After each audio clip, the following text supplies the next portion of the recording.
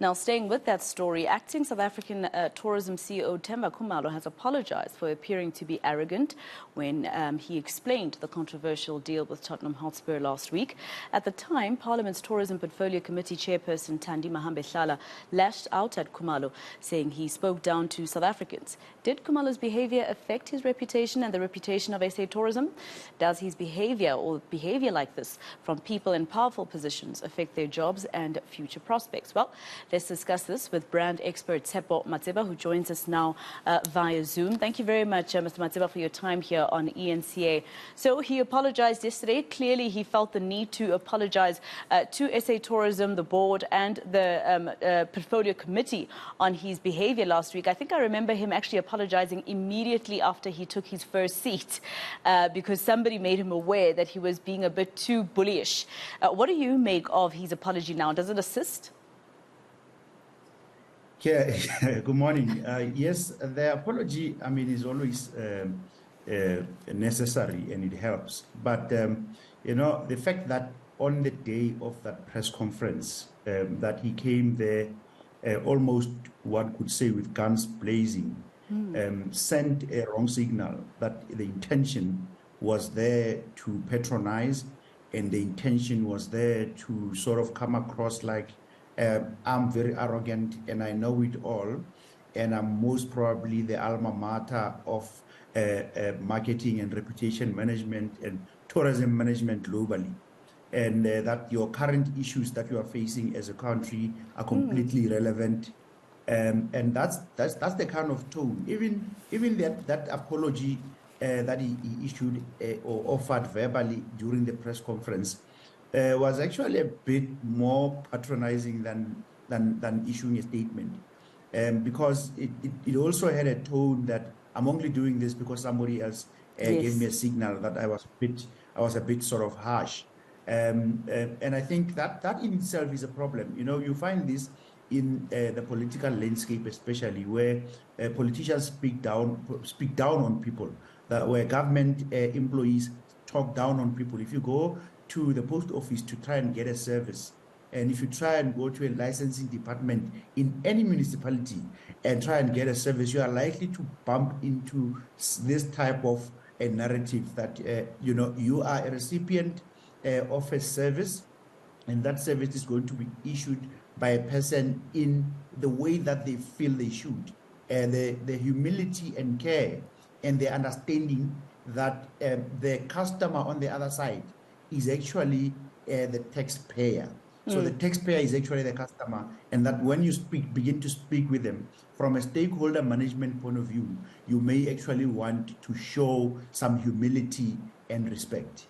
And I mean, that's where I was coming. So what does this do, not only for his reputation, but the reputation of SA Tourism? I mean, to find a CEO say things like money for Eskom and your potholes have nothing to do with this project. What does it do to his, individual reputation, but also extending to SA Tourism as well?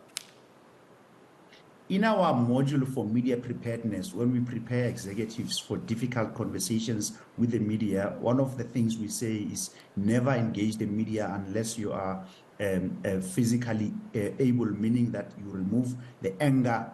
And no matter how angry or frustrated you may be about an issue, you need to remove those issues. And unfortunately, for the organization, he actually positioned the organization as an insensitive organization and as an organization that doesn't understand that it's given the mandate by the people of South Africa. So he took his customers for granted. And that, of course, hampers the messaging around SA Tourism, because each time they speak now, somebody is likely to say, oh, these are the arrogant ones.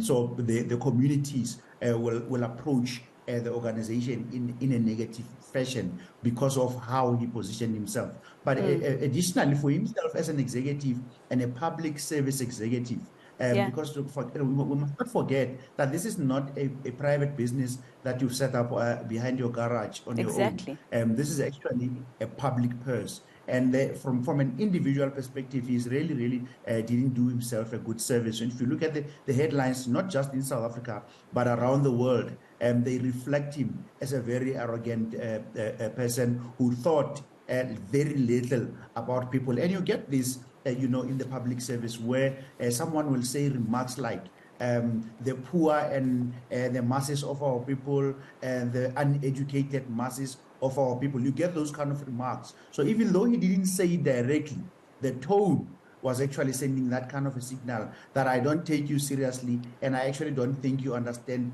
the basic fundamentals of how business and how government functions. Remember that even if he were correct to say, well, budget allocated for energy is in the energy department.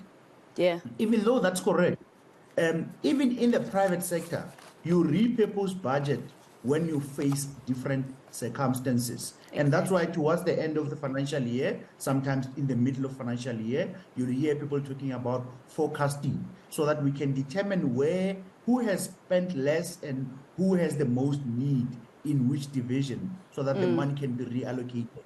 So there was absolutely no need, really honestly, to go into that level of patronizing. And additionally, there's a video of him circulating on social media With bragging about shirt. another proposal that he received from another team, Man United. I mean, that in itself just demonstrated the sheer level of ignorance. And some may even argue that it showed a level of ignorance about the issues that are taking place right now. There it says that he is failing to read the room, because in any case, if I were Man United, I would be annoyed, because actually my private proposal to you as an entity is a private and confidential engagement. It is not something for you to brag about on social media. Yeah, and I mean, this is somebody who should know what it takes to be a good marketer, right? To be a CEO of something like SA Tourism. But by extension, you were talking about how this showed a lack of care and a lack of interest in people's opinions in South Africa, a country that has so many crises, right? And that's why people were asking why this deal is necessary. But by extension, does this also then show South Africans a lack of care from government? Because this is a government entity. Yeah, I mean, especially for an entity that represents the image of the country. So they're not the only entity that is responsible for the image of the country. There are other entities, but in the context of this conversation, you don't expect someone in that role to go and speak even to the media in that fashion. And you see arrogance about media engagements all over the world. Donald Trump used to show us how the worst versions of how to engage with the media and how to speak to the media. But remember, the media is only a vehicle that you use to reach people and to talk to people.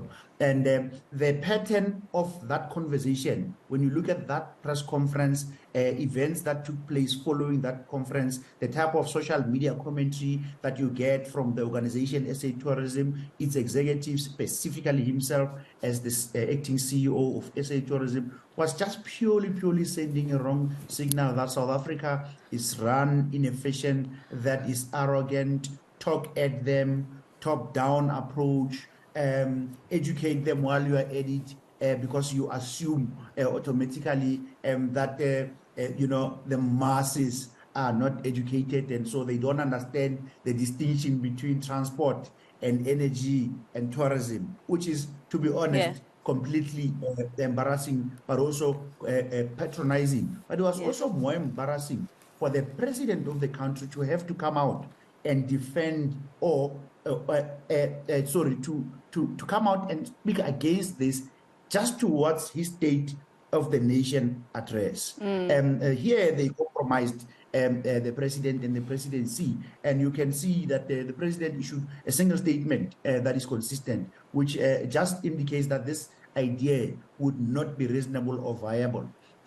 But they are continuing in Parliament to try and defend this defenseless concept. It may be decent from a marketing conceptual point of view, but in the context of issues remaining constant, meaning that we expect that the energy sector is working, that we have a decent healthcare facility, that the roads are functional, etc. And when all that is constant, you can talk about this type of initiatives. Because in but any way, Yeah, because in any be case, sort of so Tshepo, who would want insensitive to is who worrying would want me. to continue to visit this country that has an electricity crisis, where electricity sometimes is gone for 10 hours in a day when we're on stage 6, and roads have potholes everywhere. So that was the rationale around South Africans, and I think they had every right to ask that question. But I have to leave it there for now. Thank you so much for speaking to us, Tshepo Matseba, a brand expert.